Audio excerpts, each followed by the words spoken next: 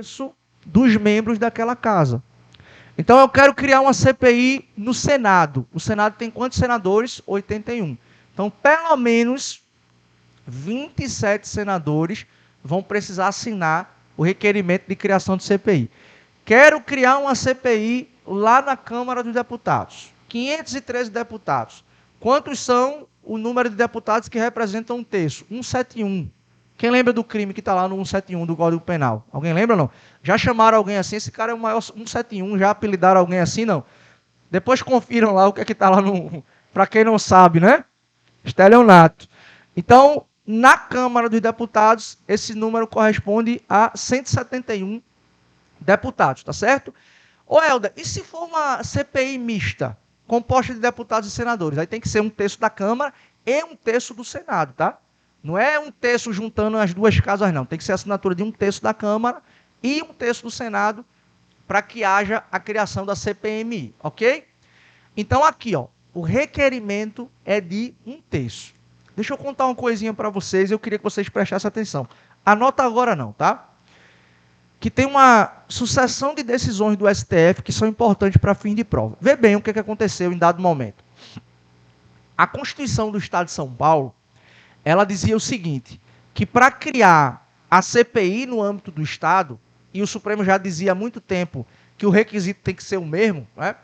Aí a Constituição do Estado de São Paulo, ela dizia o seguinte, que além de haver o requerimento de um terço dos deputados, o plenário da Assembleia Legislativa precisaria autorizar a criação da CPI. Vou repetir. A Constituição do Estado de São Paulo dizia que, além da assinatura de um terço dos membros da Assembleia, o plenário da Casa precisaria autorizar. O que é que o Supremo disse sobre isso? O Supremo disse que isso era inconstitucional. Por quê? Porque quando a Constituição determina que apenas um terço dos membros da Casa devem assinar o requerimento de criação, e não precisa passar por plenário, não precisa passar por nenhuma outra comissão, o que é que a Constituição está resguardando aqui? A Constituição está resguardando o chamado direito das minorias parlamentares. E aqui minorias é no sentido numérico mesmo, tá? Não é no sentido sociológico, não. Aqui, o direito das minorias parlamentares envolve o seguinte, existem muitas vezes grupos que são minoritários no âmbito do parlamento. Então, quando você coloca aqui o requerimento de um terço, você está permitindo que muitas vezes um número diminuto de parlamentares possam fazer alguma coisa. Porque se você demandar sempre maioria, sempre maioria, sempre maioria, grupos muitas vezes minoritários no parlamento não vão fazer absolutamente nada. Então o Supremo disse o seguinte, olha, qualquer ato que de alguma forma torne mais complexo o ato de criação da CPI é inconstitucional. Basta a assinatura de um terço, o requerimento apresentado junto ao presidente da Casa e obrigatoriamente o presidente tem que fazer o quê? Tem que fazer a leitura e deixar o pau cantar e a CPI tem que começar o trabalho. Então não cabe ao plenário, não cabe ao presidente, não cabe a ninguém fazer nenhum controle. Se tem requerimento de um terço, a CPI tem que ser criada, tem que ser instaurada e tem que começar os trabalhos. Deixa eu anotar aqui, que ainda não acabou a explicação, que o Supremo diz o seguinte, que esse requerimento aqui de um terço, ele envolve o chamado direito, que eu acabei de falar, das minorias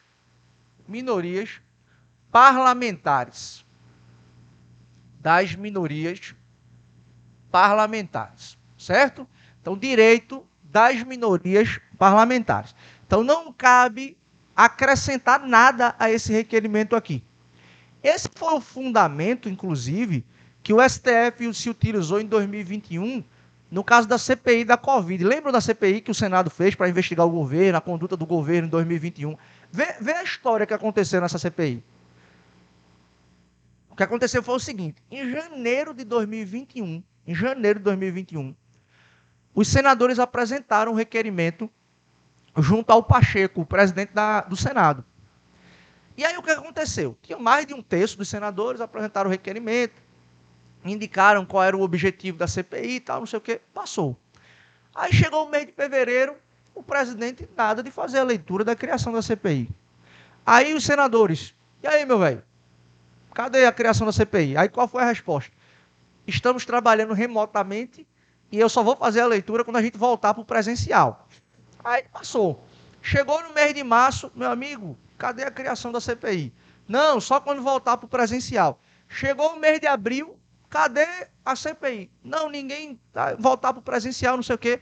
Aí perderam a paciência, impetraram um mandado de segurança no STF, e aí Barroso, quem foi o relator, concedeu a liminar, isso foi no final de abril, concedeu a liminar para que a CPI começasse os trabalhos imediatamente.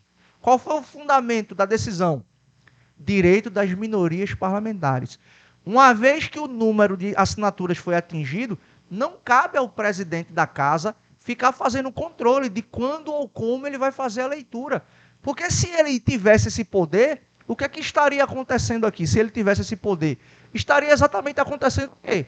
A diminuição ou o aumento da complexidade para a criação da CPI. Ora, além da assinatura de um terço, vai depender da boa vontade do presidente de instalar a CPI. Então, o Barroso deu a liminar dizendo, é direito da minoria, implante imediatamente a CPI. Na semana seguinte, a CPI começou a funcionar. Então, veja, não cabe nada, não cabe nenhum acréscimo. Não precisa passar por plenário, não precisa passar por decisão do presidente, não precisa passar por decisão de comissão, não precisa passar nada. É requerimento de um terço e isso aqui é direito da minoria parlamentar. Tá claro isso, pessoal? Tudo bem? Ótimo. Vamos seguir. Segundo requisito que está lá no artigo 58, parágrafo 3º, para a criação de uma comissão parlamentar de inquérito. Segundo requisito. A Constituição diz assim, ó, que a CPI ela deve ser criada por prazo certo, ok? A CPI ela deve ser criada por prazo certo.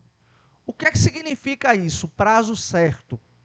Olhe, na hora de apresentar o requerimento para a criação da CPI, a CPI não pode ir lá no requerimento dizer assim, ó, a gente vai trabalhar até a gente esclarecer o fato. Não pode fazer isso. A CPI não pode ter ausência de previsibilidade de quando o trabalho vai ser encerrado. Então a CPI tem que dizer, no ato de criação, tem que dizer o seguinte, olha, o trabalho dessa CPI vai durar por 60 dias. O trabalho dessa CPI tem previsão de ser concluído em 120 dias. Então eu tenho que indicar no ato de criação qual vai ser o prazo de funcionamento da respectiva comissão parlamentar de inquérito. Tá claro isso, pessoal? Então o prazo certo é exatamente para se ter o controle. A CPI não vai ficar funcionando para sempre, tá certo? Então a gente tem que ter o controle aqui. Vamos lá. Algumas questões importantes aqui para fim de prova sobre essa história do prazo. Ô Helder, e se terminar o prazo inicialmente previsto da CPI e ela não tiver concluído o trabalho, a CPI pode ser prorrogada? Qual é a visão do Supremo sobre isso? A visão do Supremo é o seguinte, que ela pode sim ser prorrogada, desde que justificadamente. A prorrogação não é automática. Imagina, a CPI foi criada e o prazo lá inicialmente previsto é um prazo de 90 dias para funcionamento. Chegou no 90º dia, ela não concluiu os trabalhos. A CPI vai ser prorrogada automaticamente? Não. É preciso que os integrantes da CPI apresentem um requerimento de prorrogação e diga fundamentadamente o porquê eles estão querendo prorrogar. Então seria algo mais ou menos assim, olha, nós solicitamos uma perícia em tal documento e a perícia ainda não foi concluída. Então a gente precisa de mais tempo para poder receber as conclusões. Nós estamos aqui na iminência de ouvir uma determinada testemunha e essa testemunha ainda não pode ser ouvida porque está enferma, está acamada. Então a gente precisa de um pouco mais de prazo para poder ouvi-la. Então veja, é possível sim a prorrogação, desde que fundamentadamente. Tem que haver uma justificativa para que a CPI seja prorrogada. Senão, ó, se não tiver fundamento, se não tiver justificativa, ela não pode ser prorrogada. Então tem que ter essa justificativa. Inclusive, viu? Inclusive, o que é que o Supremo fala sobre isso? O Supremo diz que a CPI pode ser prorrogada sucessivas vezes. Sucessivas vezes, desde que de forma justificada. Tá certo? Fala, Yasmin.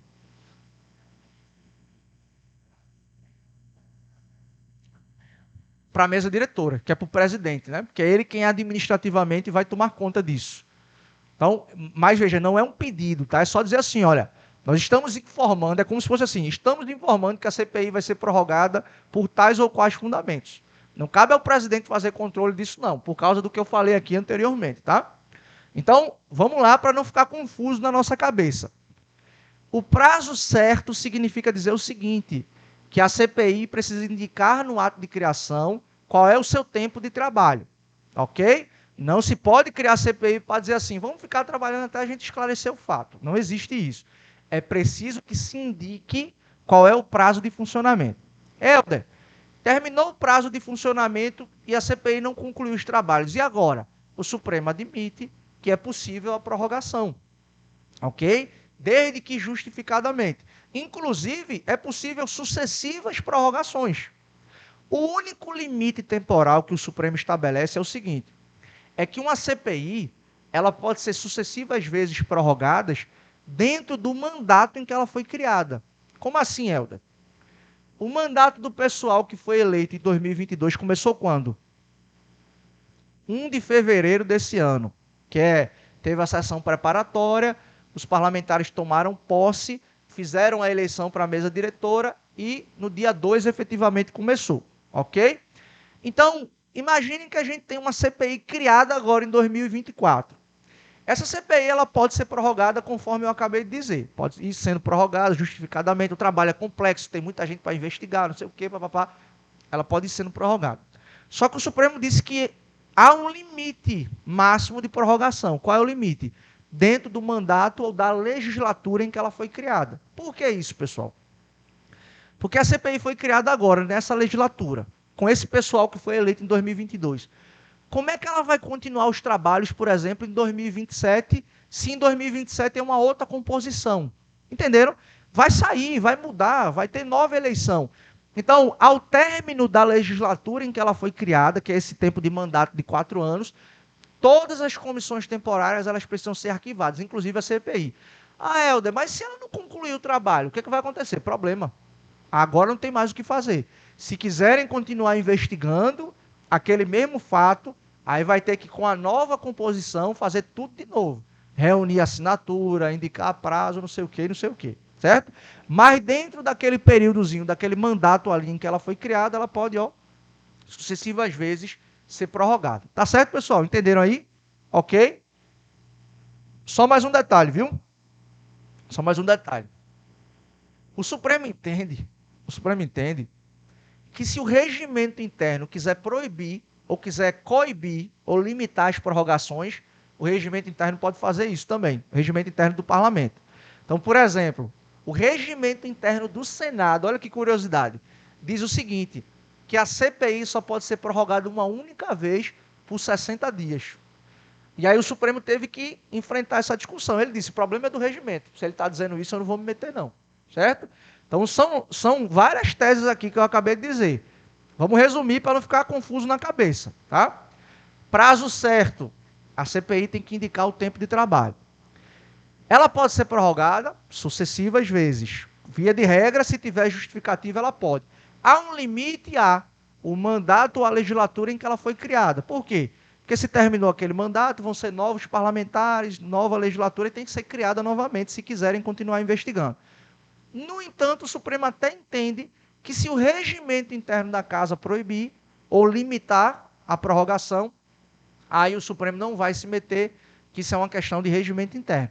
E no caso do Senado, a CPI só pode ser prorrogada uma única vez por 60 dias. Isso até coíbe, viu, pessoal? De certa forma, eu acho até que na prática isso é interessante. Porque isso coíbe abusos. Muitas vezes as CPIs ficam sendo prorrogadas e fica um negócio de desgaste, fica se arrastando a coisa ali e ninguém chega a lugar nenhum, certo? Quantos dias o quê? Se admite uma única prorrogação por 60 dias. Uma única prorrogação por 60 dias. Então vamos lá. Criamos uma CPI no Senado para durar 120 dias. Posso prorrogar? Pode, uma única vez por mais 60 dias. Se trabalhou, trabalhou. Se não trabalhou, se vire. Vai ter que criar a CPI de novo. Tá certo? Entenderam aqui? Então, prazo certo. O outro requisito, para a criação de CPI é o fato determinado. Fato determinado. Fato determinado. O que significa isso? fato determinado no âmbito da comissão parlamentar de inquérito. Imagine a seguinte situação. A gente aqui é uma sala e a gente representa 2/3 da Câmara dos Deputados. E todo mundo que está aqui assinou o requerimento de criação de uma CPI. Já temos o quórum, né? São 2/3 aqui. Aí na CPI a gente está dizendo o seguinte, nós estamos indicando que o nosso trabalho vai durar 100 dias e que a gente quer investigar o seguinte, o objeto de investigação da nossa CPI é denúncias sobre esquemas de corrupção no Poder Executivo Federal. Certo? Esse é o primeiro objetivo aqui da CPI. Aí no dia seguinte a gente também vai criar uma outra CPI. A CPI vai ter o seguinte objeto, investigar uma denúncia de um esquema de corrupção na compra de livros no Ministério da Educação. A pergunta é a seguinte, qual é a diferença dessas duas CPIs? Quanto ao objeto de investigação. Qual é a diferença? Porque uma, eu quero investigar denúncias de esquemas de corrupção no Poder Executivo. A outra é denunciar uma denúncia de um esquema de corrupção na compra de livros no âmbito do Ministério da Educação. Qual é a diferença, pessoal? A diferença está aqui, ó. É que na CPI, supostamente do MEC, o fato está bem delimitado. É uma denúncia sobre um esquema de corrupção na compra de livros no Ministério da Educação. A outra é uma loucura. Ah, quero investigar esquemas de corrupção no Poder Executivo. Para onde vai uma CPI como essa? Não vai acabar nunca. E quando eu digo não vai acabar nunca, é porque ela não tem objeto. Vai sempre ficar aparecendo alguma coisa e genericamente você vai ficar investigando. Então veja, quando a Constituição determina que o fato é determinado, olha aí, ó, ficou até redundante. Quando a Constituição estabelece que deve ser determinado o fato, é que a Constituição diz assim, ó, tem que ser um fato concreto, tem que ser algo delimitado. Você não pode abrir uma CPI para investigar fatos genéricos, porque senão você não vai chegar a lugar nenhum. Então, quando eu digo que o fato é determinado, é que ele tem que ser delimitado. Eu tenho que saber exatamente o que eu quero investigar. Porque se for abrir uma CPI para investigar coisas genéricas, a CPI não vai ter aqui o seu fato determinado. Tá beleza, pessoal? Então, fato determinado é algo concreto, é algo delimitado, é algo bem estabelecido a ser investigado.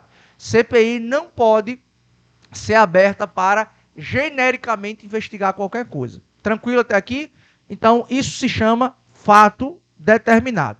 Outra coisa que é muito importante, tá?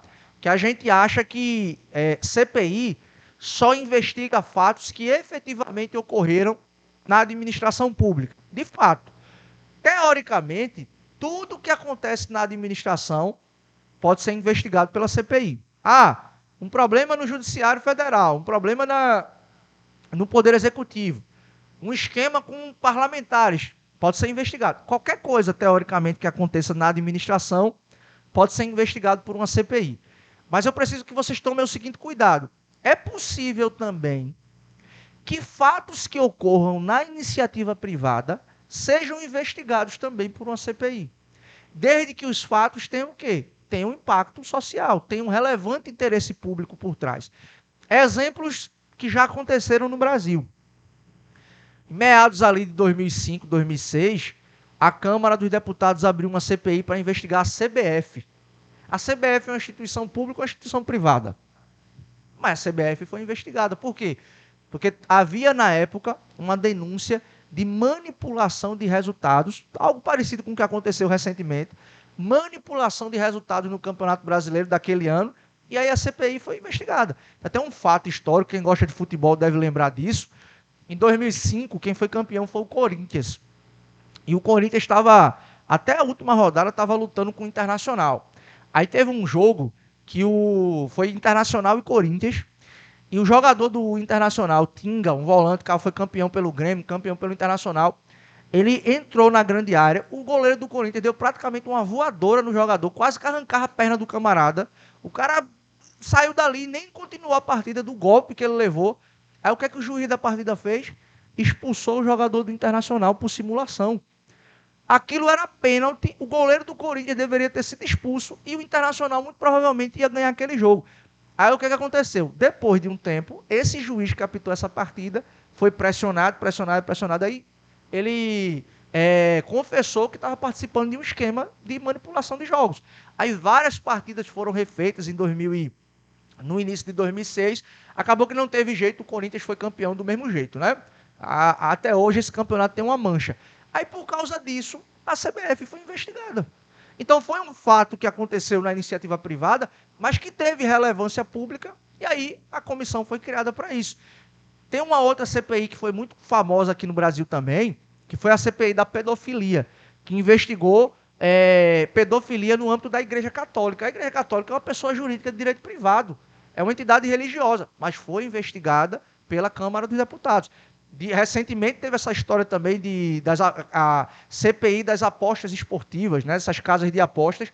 Então, veja, não é só qualquer fato que ocorra na administração, mas fatos que ocorram na iniciativa privada, mas se tiver relevância pública, relevância social, podem ser investigados pela CPI também. Tá certo, pessoal? E uma última coisa para a gente poder arrematar essa questão do fato determinado. Veja, essa história do fato determinado aqui, a gente deve respeitar aquilo que nós chamamos de pacto federativo. O que é isso? O que significa isso? Olha só. Uma CPI federal, criada lá na Câmara, não pode indicar como fato determinado um esquema de corrupção aqui na Secretaria do município de Recife. Por quê? Porque quem tem que investigar isso é a Câmara Municipal, através de uma CPI. Então, o fato determinado aqui também significa cada um no seu quadrado, cada um no seu âmbito de investigação. CPIs no âmbito da Câmara e no Senado investigam fatos que tenham relevância na administração pública federal ou impacto nacional. A CPI da Assembleia Legislativa investiga fatos que dizem respeito ao Estado, à administração pública do Estado, e a CPI municipal diz respeito a fatos que envolvam a administração pública municipal e repercutam no âmbito propriamente do município. Então, fato determinado aqui é cada um no seu quadrado também. Beleza, pessoal? Cada um no seu quadrado, cada um no seu âmbito de atuação federativa, tá certo? CPI federal, CPI estadual e CPI municipal. Tranquilo? Vamos dar um intervalinho, daqui a pouco a gente retorna. Bora lá? Então, ó, vimos aqui na primeira parte, né, no finalzinho da primeira parte da aula, comissões parlamentares de inquérito, o que exige a constituição de requisitos para que ela seja criada, são esses 3 pontos aqui. O que é que eu quero fazer agora com vocês? A gente vai delimitar agora o que é que a CPI pode fazer e o que é que ela não pode fazer. E aí a gente consolida aquelas informações que a gente veio falando aí no decorrer da aula, tá certo? Então vamos colocar aqui, ó, o que é que a CPI pode e o que é que ela não pode fazer, tá? Vamos colocar assim, ó, CPI tem competência para, né? Então vamos colocar aqui, ó, o que é que a CPI pode fazer. Então a gente já viu que ela tem essa capacidade de investigação, que ela é limitada, mas eu já queria colocar o que normalmente, né, aparece em prova. Então a CPI pode determinar, ó, a quebra de sigilo. 3 sigilos aqui a CPI pode quebrar. Um deles a gente já falou ali, ó. CPI pode determinar a quebra de sigilo telefônico. Então a CPI pode autonomamente, tá? Quando eu digo o que é que a CPI pode fazer, é que não precisa de autorização judicial. Então a CPI pode mandar lá um ofício para a companhia telefônica e dizer assim, me dê a fatura de Helder ao longo de todo o ano de 2022. Quero o histórico dele lá, para quem ele ligou, quando ele ligou, como ele ligou, por quanto tempo. Então tá aqui, ó. Quebra de sigilo telefônico. A CPI pode determinar autonomamente a quebra de sigilo fiscal. Então a CPI pode obter informações junto à Receita Federal, por exemplo, do indivíduo que está sendo investigado, sem precisar de autorização judicial. E a CPI também pode, ó, autonomamente determinar a quebra do sigilo bancário, tá certo? Então a CPI pode mandar um ofício lá para o banco, dizer assim, me mande o histórico, me mande a fatura, me mande o extrato aí das movimentações bancárias de Helder do período tal até o período tal. Então tá aqui, ó, autonomamente, sem precisar de ordem judicial, a CPI pode determinar a quebra de sigilo telefônico, fiscal e também aqui, ó, sigilo bancário. Tá certo, pessoal? Então a CPI pode também, ó, convocar testemunhas. Então a CPI pode também, ó, convocar testemunhas. Então alguém pode ser convocado lá para eventualmente ser ouvido, tá? Interrogatório do investigado é normal, tá? Mas convocar testemunhas a CPI pode fazer. Ela pode também, ó, solicitar documentos, né? Então pode ir lá, olha, eu quero documento tal, eu quero documento Y, X de uma empresa, por exemplo, que está sendo investigada. Então ela pode solicitar documentos, determinar a realização de perícia, de perícia, ela pode fazer isso também. A CPI pode determinar, ó, acariações. Alguém sabe o que é uma acariação aqui? Não. Provavelmente nossos pais já fizeram isso muitas vezes com a gente, né? O que é uma cariação? Bota um irmão de frente para o outro, manda as histórias serem narradas e vê quem é que está mentindo. Pronto. Um irmão diz que foi fulano, o outro irmão diz que foi Beltrano, vamos lá. Um de frente para o outro aqui, né? Olho no olho, vamos ver quem é que está mentindo. Pronto, a cariação é isso. Então imagina, a CPI está ali ouvindo testemunhas. Aí uma testemunha de uma coisa, outra testemunha diz outra, então o que é que eles vão fazer? Vamos colocar aqui um de frente para o outro, e vamos ouvir a historinha e vamos ver quem é que está mentindo. Então a CPI pode fazer isso também, realizar aqui acariações, tá certo? Então, de um modo geral, pessoal, medidas menos drásticas no desenvolvimento da investigação, a CPI pode fazer. Isso aqui é coisa básica, tá? Isso aqui é coisa básica, coisa simples. Talvez o que é mais invasivo aqui seja a quebra desses sigilos, mas a CPI pode fazer autonomamente, ela não precisa de autorização judicial, certo? Então, em linhas gerais, ó, isso aqui é o que normalmente aparece em prova. Então, quebrar sigilo, convocar testemunhas, solicitar documentos, realizar perícias, acariações, né? CPI pode também, ó, realizar diligências,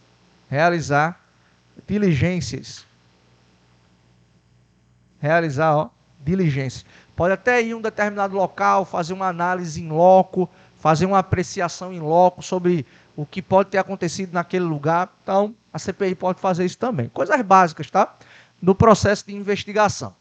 Pois bem, o que é, por sua vez, que a CPI não pode fazer? Aí a gente precisa tomar muito cuidado, tá? Porque aqui, ó, a CPI tem competência para, e aí a CPI pode fazer isso.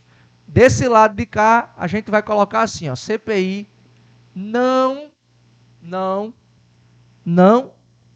tem competência para. Então, CPI não tem competência, CPI, ó, não tem competência para.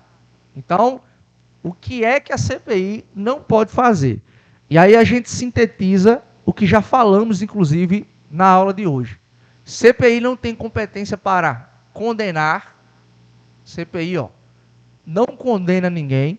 Isso é processo que vai ocorrer na justiça e se o juiz quiser, se tiver prova suficiente, vai condenar eventualmente alguém, tá?